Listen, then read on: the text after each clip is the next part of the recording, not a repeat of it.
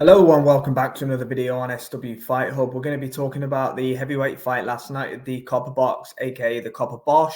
It was Johnny Fisher against Alen Babic. Now, before the fight, we all thought it wasn't going to last very long. I don't think any of us anticipated 36 seconds. I was on Boxing Media Hub last night. Shout out Boxing Media Hub with Jam and Neutral. We did the watch along. As I say, we all thought it was going to be quite a short night's work for Johnny Fisher, but nobody anticipated what actually happened.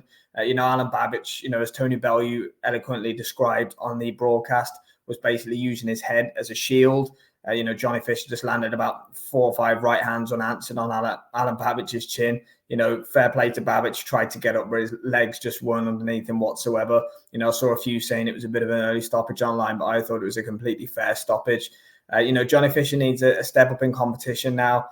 He's not shouldn't be fighting the likes of Alen Babic anymore. So a couple of fights I'd like to see him in. David Adelaide, I think that's a very, very good fight. I know there was talk of Dave Allen. I think they interacted online. Dave Allen, I think, called for the fight. I understand where they're coming from. Dave Allen's not somebody really that gets blown out in a round like Babic did, but I'm not overly keen on the fight personally. I do like the David Adelaide fight. Obviously, he lost to Fabio Wardley on one of the Saudi cards, but I think that's a good step up. I did hear that they're going to get him out on the Liam Paro Matchroom card on his homecoming in Australia. I think Johnny Fisher and his dad are very popular over there, so that probably makes complete sense to get him out over there. An opponent I'd like to see him fight if it was Australia's Junior Farr. Obviously, we saw him lose to Frank Sanchez on one of the Saudi cards. Good performance from Johnny Fisher. Did what he was expected to do, but, knocking anybody out in 30 seconds is very impressive. Babic's probably time for him to drop down a level and fight people his own size. He probably is outsized at heavyweight, let's be completely honest.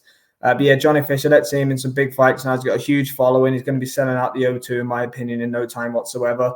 Let me know in the comments, guys, what do you think should be next for the Romford Bull, Johnny Fisher, after blowing Alen Babic out in 36 seconds? Thanks for watching.